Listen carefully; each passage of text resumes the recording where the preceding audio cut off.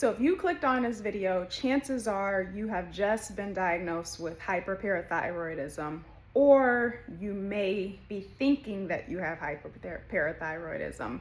How's everyone doing? My name is Candace. I just recently had surgery removing my parathyroid gland, and I'm just here to give my experience. I'm no doctor, but when I was going through this whole disease and ordeal and leading up to surgery, I wish I could find videos to tell me more about the disease and more about the surgery, post-op, and all that good stuff. So I'm going to be answering many questions from what hyperparathyroidism is, down to symptoms, surgery expectations, and post-operation expectations.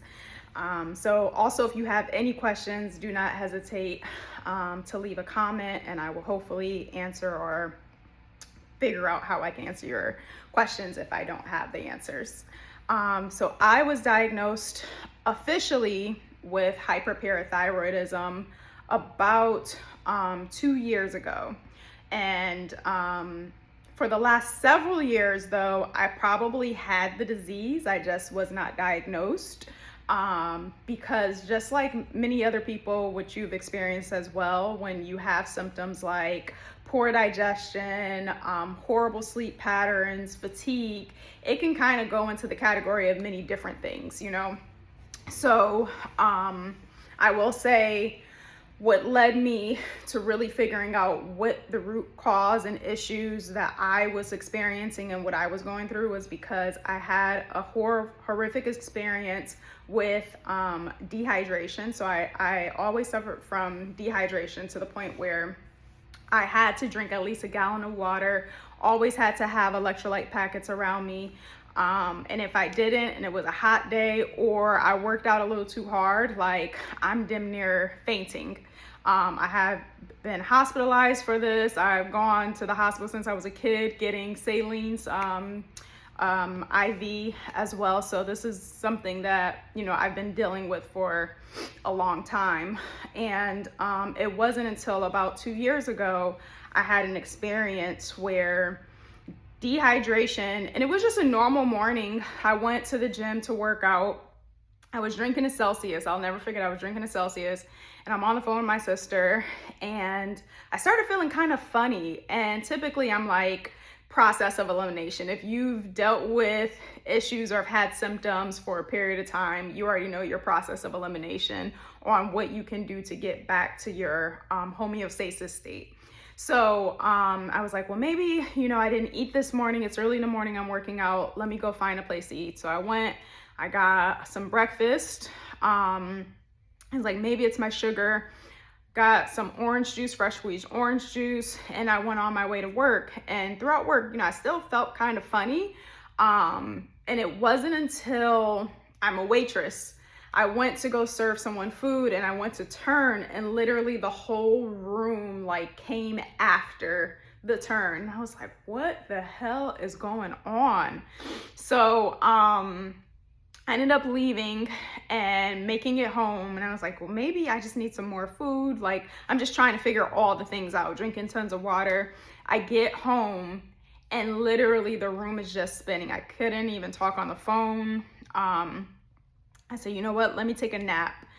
I took a nap, got up, and consistently vomiting everywhere. I ended up going to urgent care, and it was just very severe dehydration. And that was just from days, literally like 2 days of working out outside, doing two workouts outdoors. I live in Los Angeles, and I was drinking proper water, but that's how bad my dehydration was. But so I ended up being hospitalized for a day with that. And then it was so bad, the dehydration was so bad, that I ended up turning into vertigo, and I couldn't get rid of the vertigo for over a month. So I was out of work for over a month. I literally couldn't do anything. I had friends come and help me get around the house.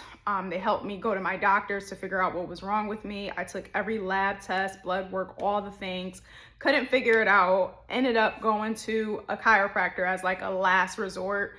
Went to the ENTs, all of that. Ended up going to a chiropractor ended up healing me. She was so amazing, really working with me over, it was extended about 2 weeks. And I ended up getting back to myself slowly but surely after that.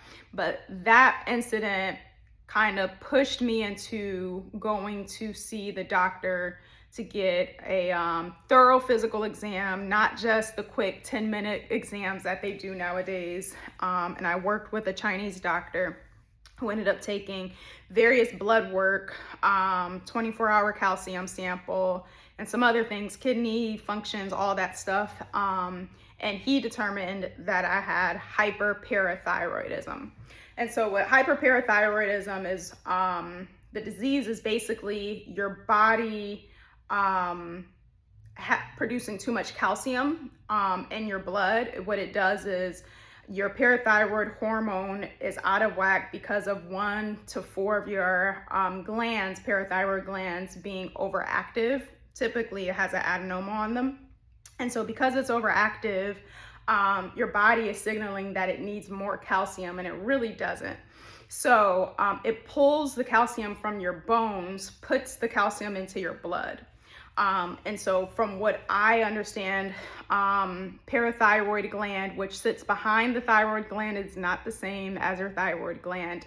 The only function that it has is to regulate your calcium. And when it does not regulate your calcium, there is something wrong.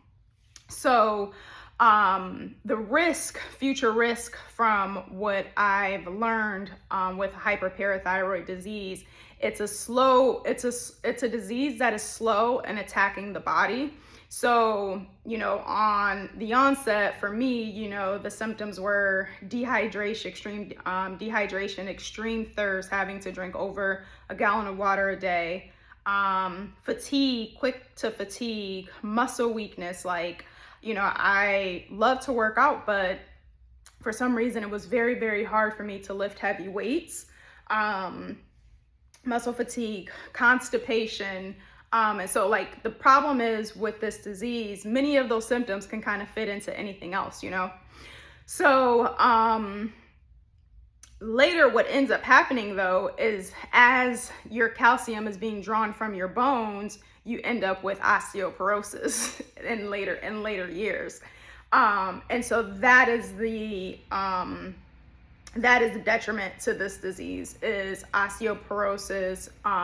It's kidney failure. A lot of people experience kidney stones. Thankfully, I didn't. A lot of people experience kidney stones.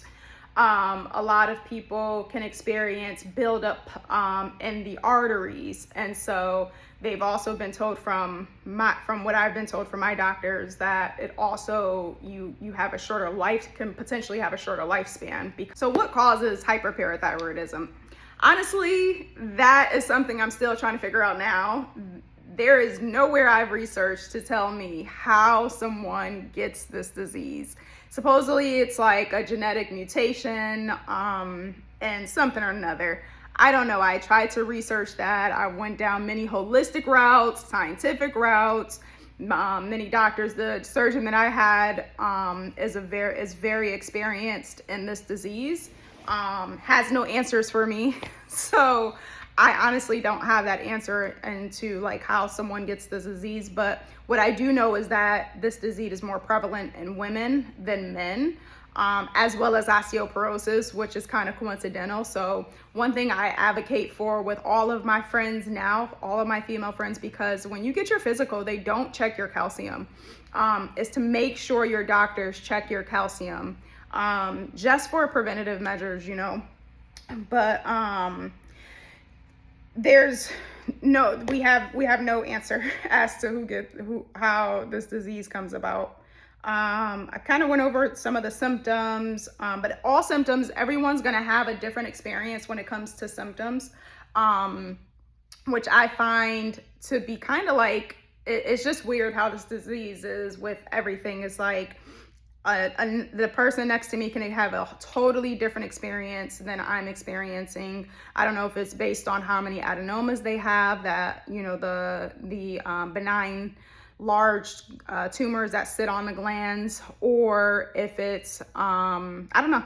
I don't know, but you can have sleep deprivation, you can have weight loss, you can have dizziness, vertigo, headaches, weight gain, again, kidney stones. Everyone has, very, very different symptoms. How do you get diagnosed? So hyperparathyroidism is diagnosed with lab work. That is with calcium being elevated calcium or a high range of calcium and an elevated high range parathyroid hormone. Once you have those two things, or you can check your ionized calcium. Once you have those two things, though, you pretty much are diagnosed with hyperparathyroidism. And those labs are repeated. So your doctor will repeat those labs every, month or so to see where you are. And if they continue to elevate, if they continue to stay outside normal range, you are diagnosed with hyperparathyroidism. And chances are your doctor will also test your kidney functions. Your doctor would test your vitamin D, your doctor would test your magnesium, phosphorus, because those all interconnect together. For me personally, my calcium was always outside of the range of 11. And my parathyroid hormone was always above 128. What's insane to me is the day of my surgery, my parathyroid hormone before surgery was about 333. I'm just like, what the hell? The night before that, I did do a hot yoga class. So I don't know if that had anything to do with it. Which when I would do a hot yoga class, I would typically be so fatigued thereafter. But, I've been a week outside of surgery, still haven't been able to work out. So I wanted to work out before surgery to be sure that I got it in. Vitamin D does play a role. So there's also a disease called secondary hyperparathyroidism, which affects your vitamin D level. And I'm not too sure how it correlates, but it's something about your vitamin D being low. If you take your vitamin D, that also will help regulate your parathyroid hormone and your calcium. So if you don't have primary, you may have secondary. With primary, chances are you do have an adenoma on one of your glands, which is a benign large tumor. Your parathyroid gland is the size of a lentil. And what happens is the benign tumor will be like a grape size, or mine was, the doctor said, like a size of a sausage. And with that tumor being larger, it's basically flushing a lot more hormones into the body, and your other glands are not operative at that time. And you will take a series of scans to see which gland is the one that is overactive. There is a CT scan, there is an ultrasound, I'm looking at my notes, and there's a CEST Timothy scan. I did all three because nothing showed up on one or two of the scans. So I had all three, but when the surgeon saw all three scans, he actually saw the tumor on all three scans. So that was reassuring. For some people, the tumor doesn't show up at all, and they have to do what's called an exploratory surgery, where the surgeon is kind of just going in blindly to look at all the glands. For others, they have ectopic glands, benign tumors, where it actually moves. Like, I was just reading a post for someone in the group that I'm in. Their parathyroid gland that has to be removed is right near the heart, which is like so crazy to me to have to like endure surgery like that. So luckily mine, it was pretty straightforward. It was the right side upper gland. He did see something on the thyroid that looked like it could be, not sure what it was. It could have been a tumor or anything, but he said basically the surgery goes, once he removes the gland that he sees, they test the parathyroid hormone. If it drops a significant amount, then, chances are he got what was needed to be taken out. If it didn't, then he would explore on the other side. Some doctors will go and check all four just in case. So it just depends on the surgeon that you connect with. So speaking of surgery, you know, that it took me about a year to say yes to surgery.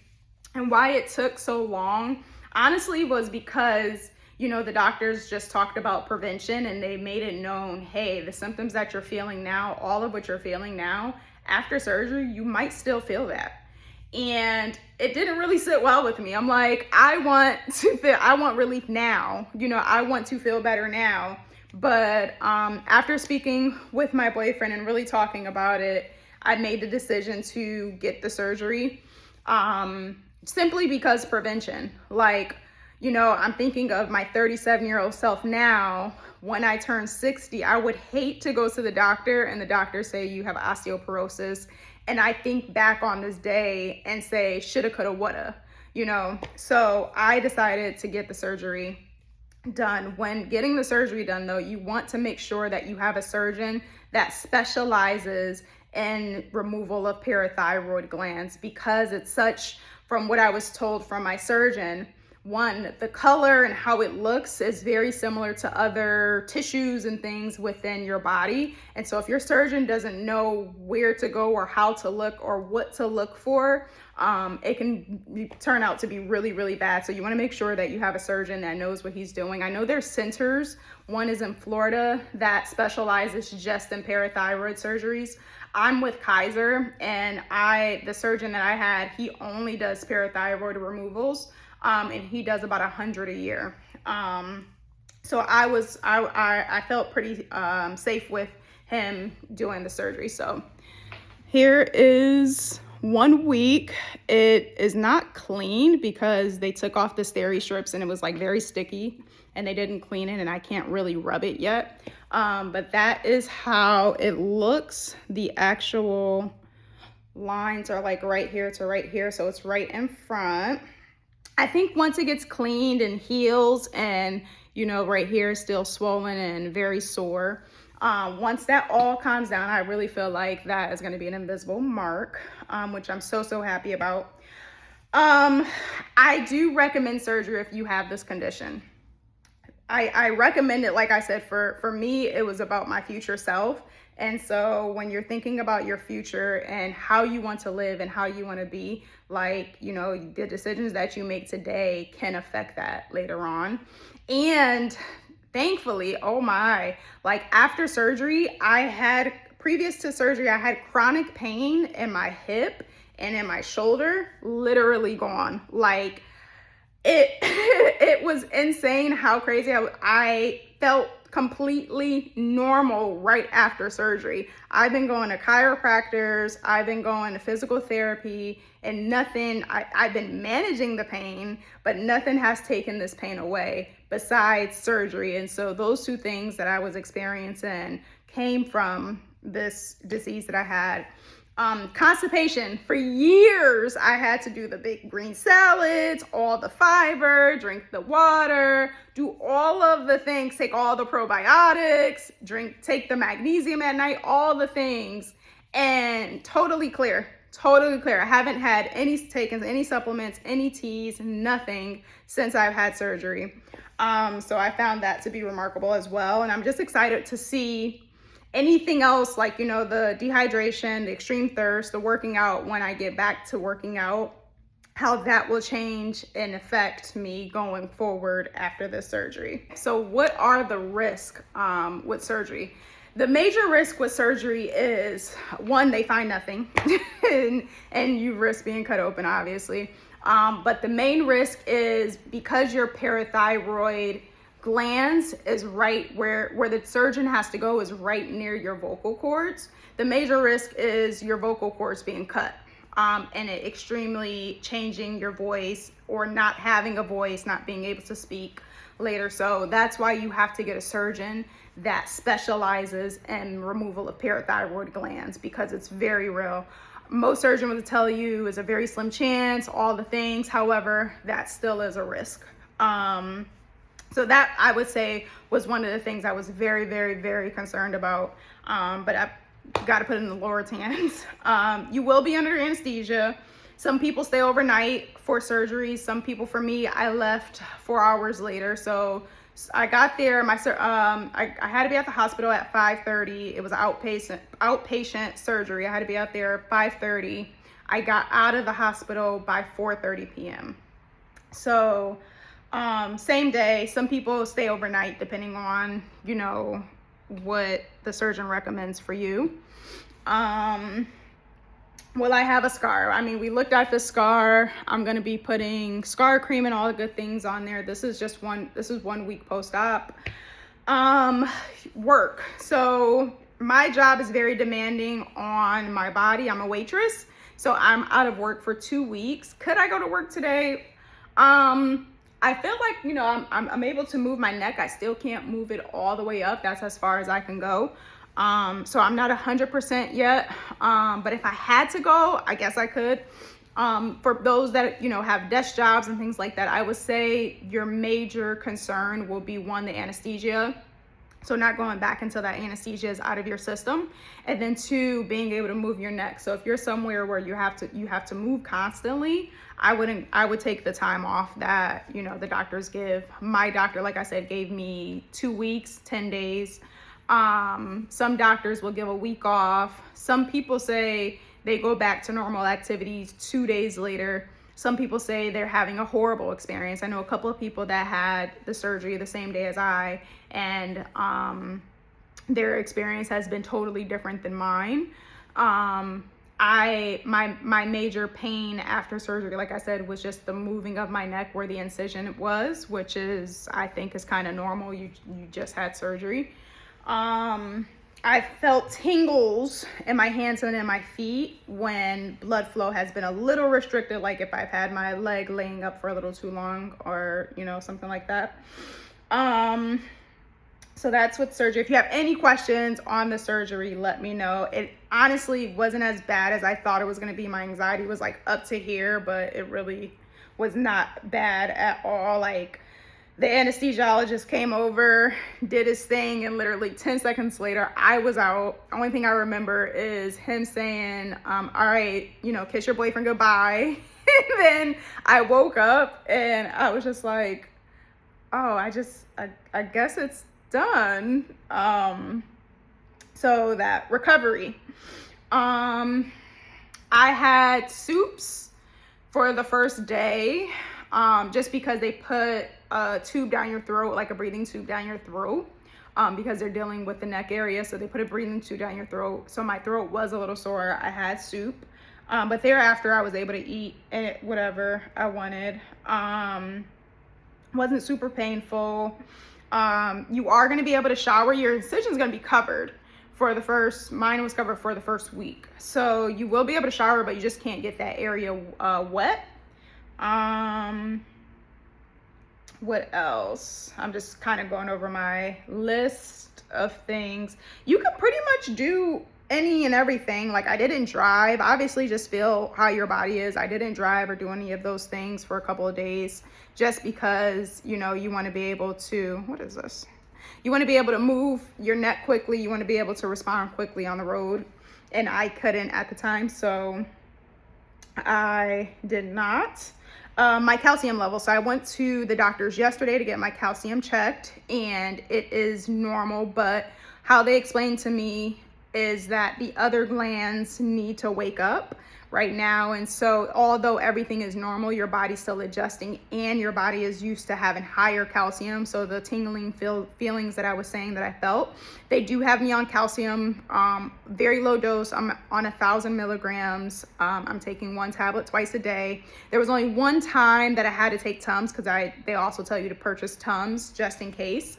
I did have to take Tums. One day I was out pretty much for the full day with my boyfriend, and when I got back, I felt clammy, I felt lightheaded, dizziness, and I'm pretty sure that was because of my calcium getting too low and just doing too much outside right after surgery. So I ended up taking Tums, and about an hour later I felt fine. What other questions? So I'll be doing this series for each week. I'll post a video trying to basically showing you my results, showing you, telling you anything, any symptoms that have been relieved and all that good stuff. I know some people also, going back to symptoms, suffer from depression and anxiety because of this as well. So yeah, so as we go along, this is going to be a year of recovery with my parathyroid hormones and how everything is balancing out within myself. If you have any questions, again, put them in the comments. I would love to help and answer anything that anyone has. I know when I was trying to look up information, there was like zero information that I could find.